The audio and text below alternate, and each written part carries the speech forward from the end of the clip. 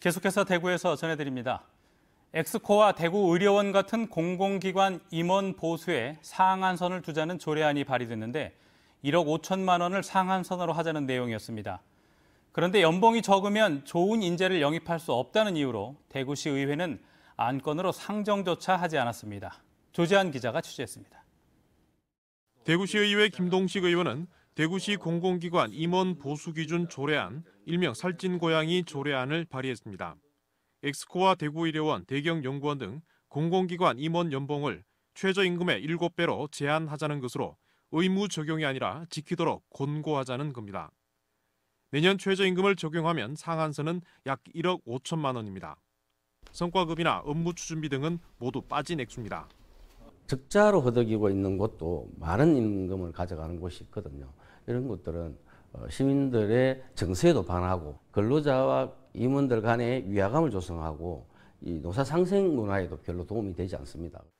부산과 울산, 경기도에서는 이미 조례가 통과됐고 다른 시도에서도 같은 조례를 속속 준비하고 있습니다. 대구시 의회는 안건으로 상정조차 하지 않았습니다. 해당 상임위 의원들이 민감한 사안이어서 미리 의견을 나눴는데 논란의 여지가 있어서 뺐다는 겁니다. 단체장 권한 침해 및 공공기관 경영 자율권 침해 등 상위 법령에 위배될 수 있다는 논란이 있어서 최저임금이 올라 경기가 어렵다면서도 공공기관 임원 보수를 최저임금의 7배 수준으로 상한선을 두자는 제안에는 눈을 감으면서 대구시 의회에 곱지 않은 시선이 쏟아지고 있습니다. MBC 뉴스 조지한입니다. 일본 전범 기업들의 제품 구매를 제한하는 경북도의회의 조례 제정이 사실상 불발될 것으로 보입니다. 전국 시도 의장단은 비공개 회동을 갖고 정부의 대일 외교 전략에 부담이 될 수 있는 전범 기업 조례 제정을 중단하는 데 합의했습니다. 홍석준 기자가 전해드립니다. 광복절을 하루 앞둔 지난달 14일 전국 17개 시도 의원들이 전범 기업 구매 제한 조례 제정을 동시에 추진하기로 하고 일본 대사관 앞에서 기자회견을 가졌습니다. 서울시 등 5개 시도는 조례안이 이미 통과됐고 경북 등 나머지 12곳도 심사를 앞둔 상황. 전국 17개 강력시도에서 동시에 시작하게 되면은 1년에 최소한 5천에서 한 1조 원 이상의 국민 세금은 저는 절약될 거라고 보고 있습니다. 그러나 최근 정부는 전범기업 조례에 대한 우려의 뜻을 전국 시도의회에 전달했습니다. 특정 일본 기업에 대한 사실상의 차별 대우가 WTO 협정에 위반될 소지가 있고 실제 통상 분쟁으로 이어질 경우 대일 외교 전략에 부담이 된다는 점을 강조한 것으로 알려졌습니다. 결국 시도의장단은 지난주 비공개 회동을 갖고 관련 조례 제정 절차를 동시에 중단하는 데 합의했습니다. 도덕적 우위는 우리가 분명히 있지만은 국제법적으로 통상에 관해서는 또 다툼의 여지가 있고 또 그 다툼에 이 조례가 국익에 부합되지 않는다는 그런 우려를 갖고 있습니다. 9월 임시회에서 다루려던 경북의 전범기업 조례안도 상임위 단계에서 잠정 보류될 것으로 보입니다. 대구시의회 역시 상임위 심사가 보류됐고 이미 조례안이 통과된 충북도 의회는 도지사가 제의를 요구하는 방식으로 사실상 폐기 수순을 밟고 있습니다. 한편 홍정근 경북도의원은 일본군 위안부 피해자의 생계비 지원을 현재 월 165만 원에서 240만 원으로 늘리고 관련 기념사업을 지원하는 내용의 조례안을 대표 발의했습니다. MBC 뉴스 홍석준입니다. 네, 앞서도 전해드렸습니다만 정부는 지금까지 7건의 아프리카 돼지열병이 발생하고 의심 사례가 계속 나오자 오늘 낮 12시까지였던 돼지 이동 중지 명령을 48시간 더 연장했습니다. 또한 경상북도는 농가마다 생석회를 나눠주고 돼지 농장 예찰 활동을 강화하는 한편 재난관리기금 3억 원을 편성해 거점 소독시설과 초소 운영비를 지원합니다.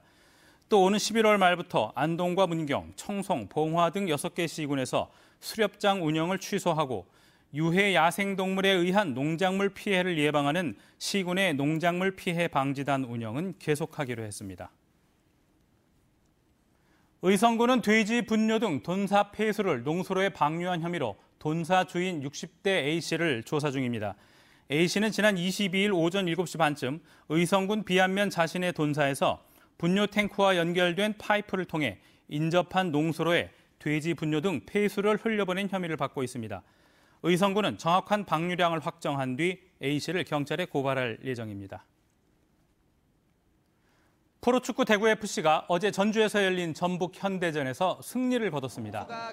2017년 승격 이후 전북에게 한 번도 승리를 거두지 못했던 대구는 주전급 선수들을 대거 선발해서 제외하며 전술에 변화를 준 가운데 전반 42분 교체 투입된 에드가의 페널티킥 선제골과 후반 추가 시간에 에드가의 도움을 받은 세징야의 쐐기골로 2대 0으로 이겼습니다. 승점 46점으로 리그 4위가 된 대구는 남은 2경기에서 승점 1점만 더 추가하면 상위 스플릿행이 확정됩니다.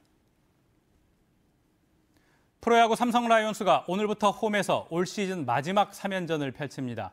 삼성은 오늘 저녁 한 게임 차로 선두를 추격 중인 리그 2위 두산과 맞대결을 펼친 뒤 내일부터 이틀간 선두 SK와 2연전을 치르며 올 시즌 홈 경기를 모두 마무리합니다. 대구문화방송은 선두 싸움에 키를 쥔 삼성의 오늘 두산전을 오후 6시 15분부터 라디오로 중계방송합니다.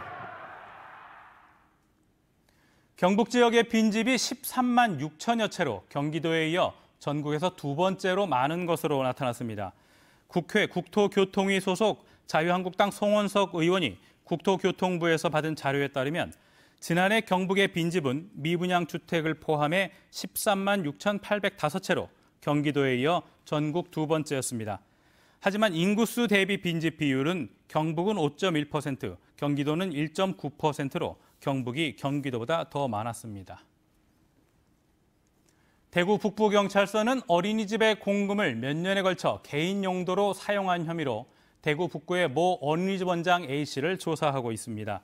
경찰은 이 같은 내용을 신고받은 국민권익위원회에게서 수사를 의뢰받아 조사하고 있습니다.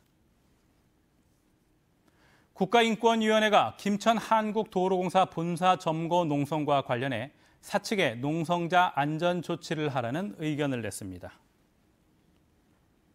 MBC 5시 뉴스를 마칩니다. 고맙습니다.